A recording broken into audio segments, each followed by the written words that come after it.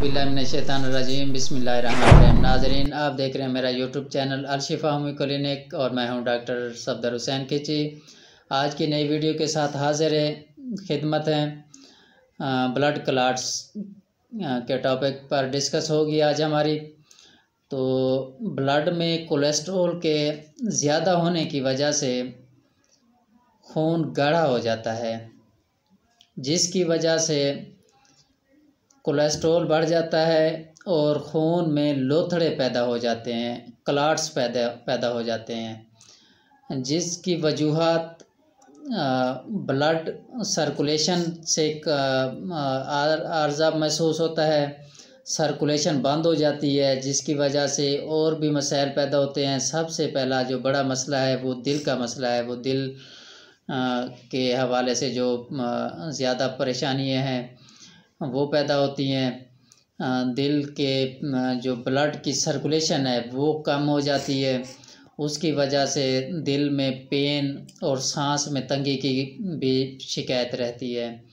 अक्सर एलोपैथिक में लोप्रिन और डिस्प्रिन का इस्तेमाल करवाया जाता है, तो उसके ज़्यादा इस्तेमाल से मज़ीद पेचीदगियाँ बढ़ती हैं।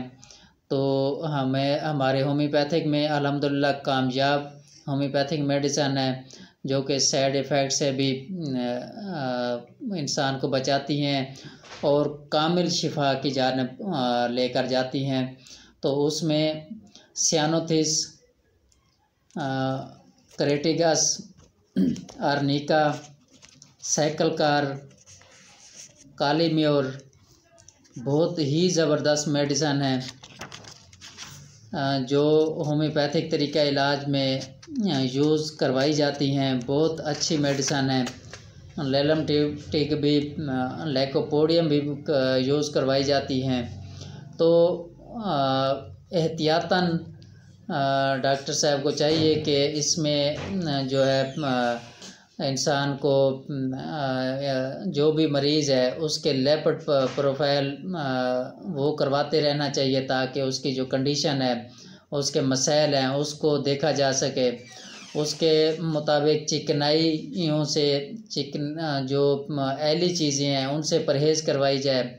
सुबह की सैर जो है वो लाजमी करवाई जाए। अगर शुगर का मरीज़ है, शुगर है, तो उससे भी उसका चेकअप और उसके जो मेडिसन है वो इस्तेमाल करवाई जाए।